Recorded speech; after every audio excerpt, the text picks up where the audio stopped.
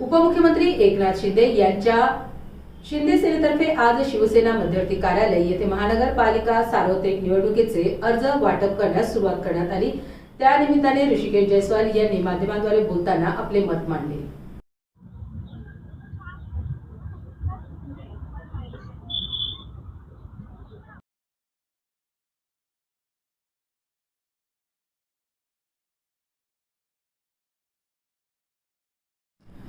उपमुख्यमंत्री एकनाथ शिंदे यांच्या शिंदे सेनेतर्फे आज शिवसेना मध्यवर्ती कार्यालय येथे महानगरपालिका सार्वत्रिक निवडणुकीचे अर्ज वाटप करण्यास सुरुवात करण्यात आली।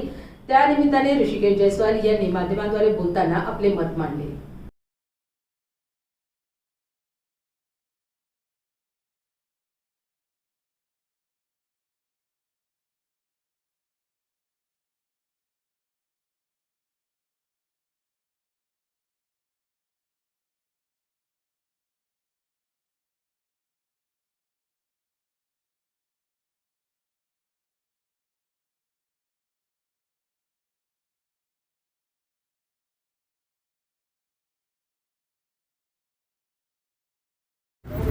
आपण पाहत आहात औरंगाबाद UCN TV न्यूज।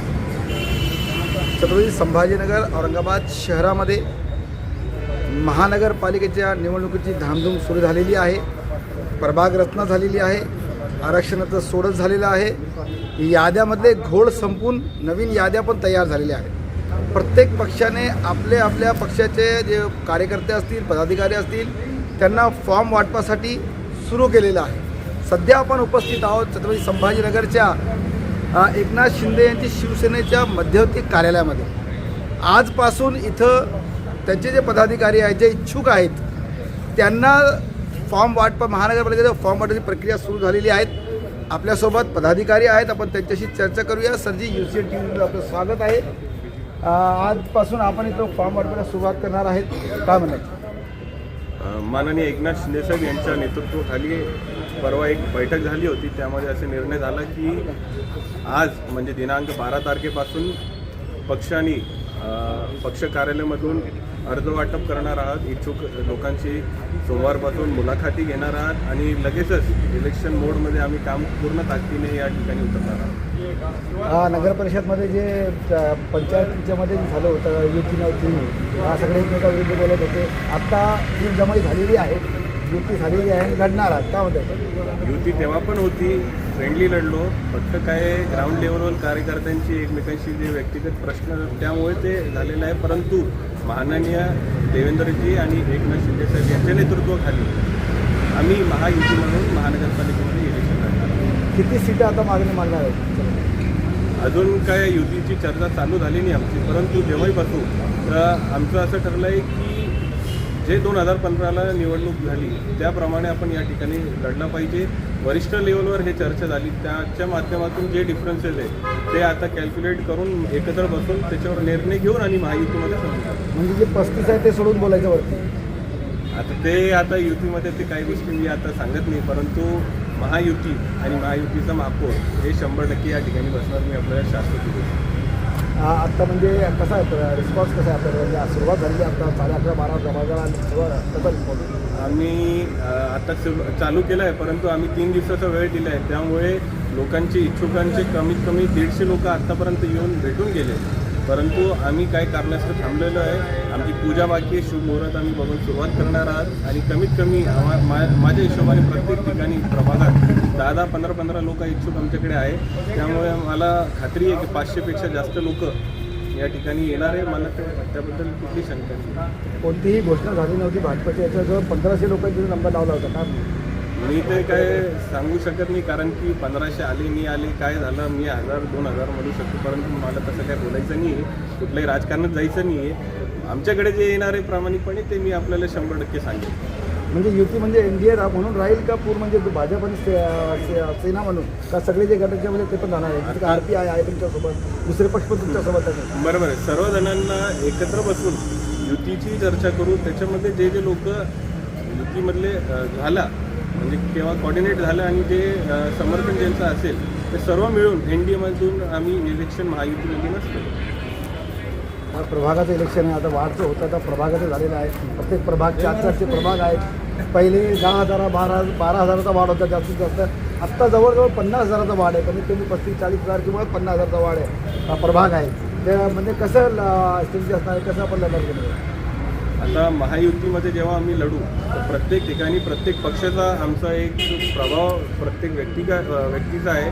मागील 5 वर्षामध्ये ज्या ज्या लोकांनी काम केले त्याच्या 5 वर्षापूर्वी आमचे जे नगरसेवक होते त्यांच्या माध्यमातून आम्ही प्रभागामध्ये काम केलं आहे. तर ते सर्व आणि माननीय खासदार साहेब असेल किंवा आमदार साहेब असतील यांच्या माध्यमातून आणि पालकमंत्री साहेब यांच्या नेतृत्वाखाली कमीत कमी 1,500पेक्षा जास्त कोटीचे कामं या संभाजीनगर जिल्ह्यात झालेले आहे. म्हणून मला 100% श्युरिटी आहे की आम्ही जिकडे जिकडे मतदान मागायला जाऊ तर लोकांचा कॉल हे आमच्या सोबत आहे आणि 40,000 जरी असेल तरी पोहोचण्याची ताकद आमच्यामध्ये आहे हे 100% आम्हाला माहिती आहे. म्हणून जुने कार्यकर्ते होतेच, आता जेन जे आलेले आहेत नवयुवक कार्यकर्ते ते पण तुमच्यावर भरपूर आले, त्यांची पण मागणी भरपूर असतात. त्याला कसं करणार.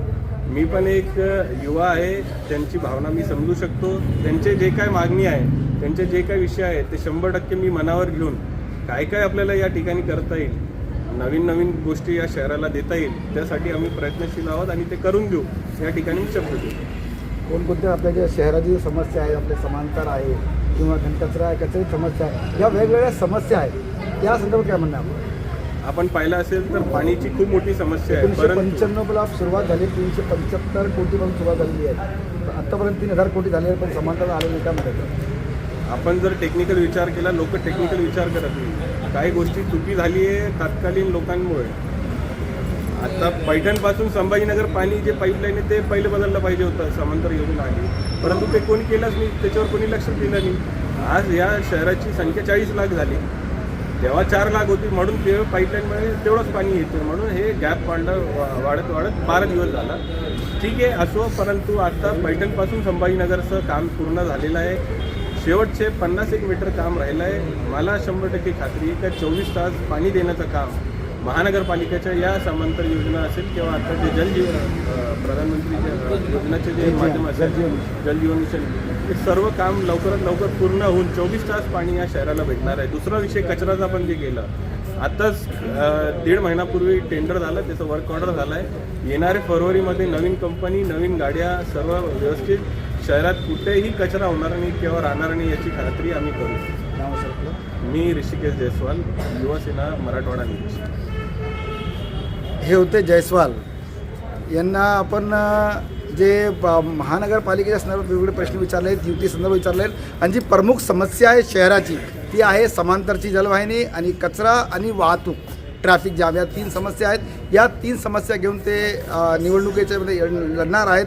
आपण पुढं त्यांना भेटून किंवा नेत्यांना भेटून जाणून घेऊच. या आपण